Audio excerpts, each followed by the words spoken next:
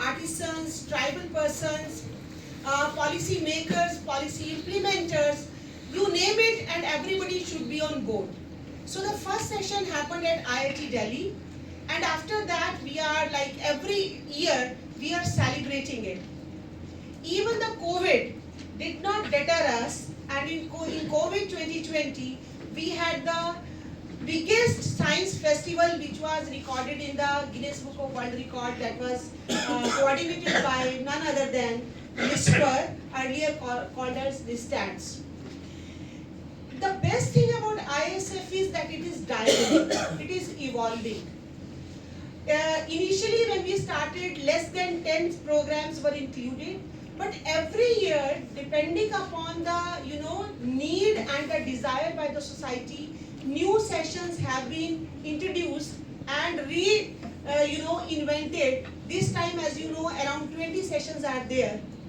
So it was thought in 2019 IISF that there should be a session for the science communicators also, because literature plays a very important role in the formation of the society, I will say. You talk about the Bhakti card, you talked about the nationalist literature produced during our freedom struggle. So the literature basically creates a perspective, creates a narrative in the society. So therefore, science communicators, when they are coming on a common platform, interacting with the society, interacting with the young students, they can also inculcate scientific temper, which has also been mentioned in our constitution. India is the first and the only country which in its constitution talks about scientific temper. So scientific temper does not limit itself in the boundaries of the scientist. Scientific temper includes everyone in the society, whether it's the social scientist, whether it's a person who has not gone to the school. So this kind of program, Vigyanika, was conceptualized by NIScPR, which was erstwhile NIScPR, I will say. And since then, NIScPR is taking the lead to organize this event. And this event is getting more and more popular. It has become a brand. It's a flagship program of IISF. And we are very happy to host it every year.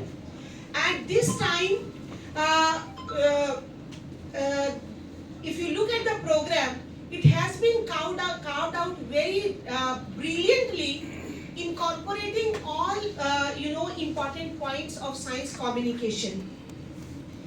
As I said about the narration, that the science communication can create a narrative.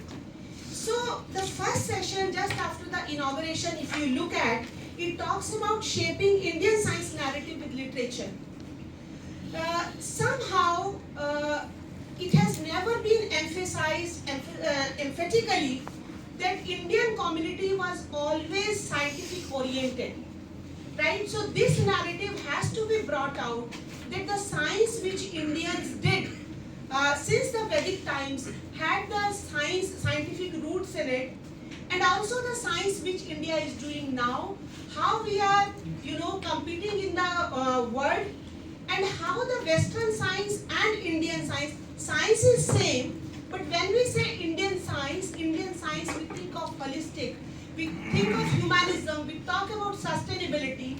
So Vasudhaiva Kutumbakam is the main motto of Indian science. So how we bring that Indian narrative at the Western platform. So that's why this first session has been created, and I'm very sure that this is the first session of its own kind which has been included in this Vigyanika for the first time.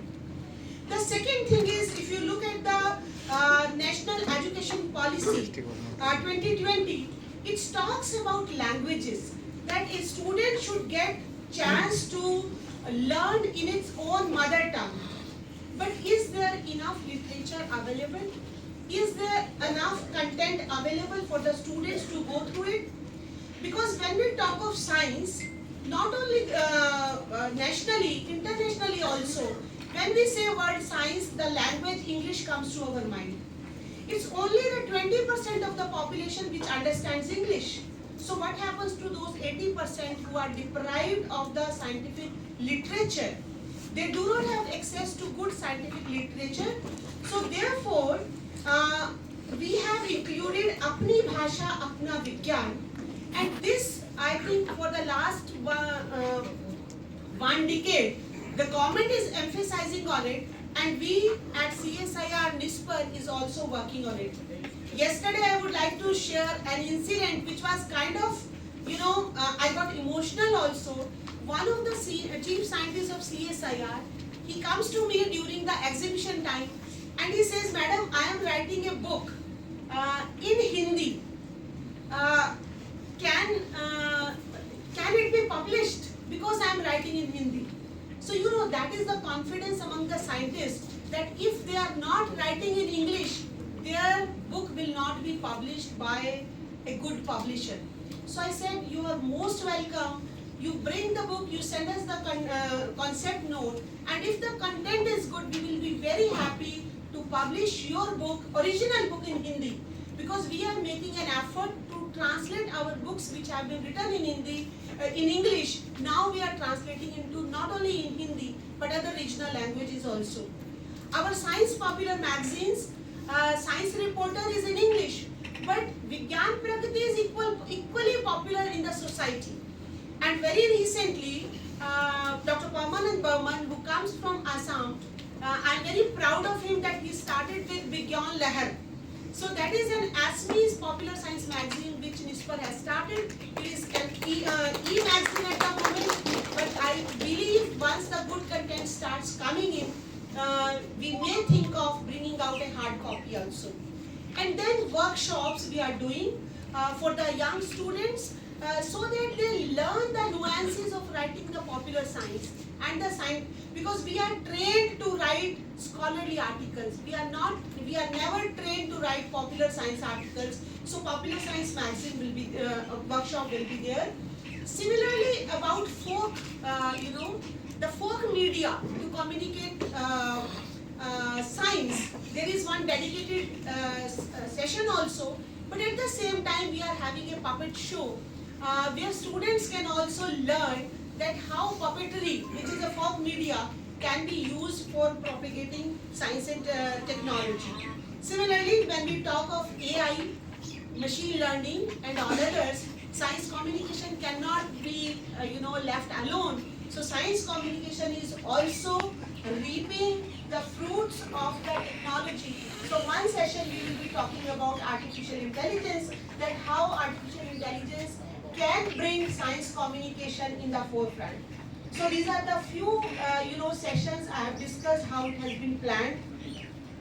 Very happy to see that stalwarts like Dr. Goswami is here, Dr. Barwa will be here, our other dignitary, Dr. R. Vijay, Dr. Shekhar C. Mande, he will be joining us in the next session.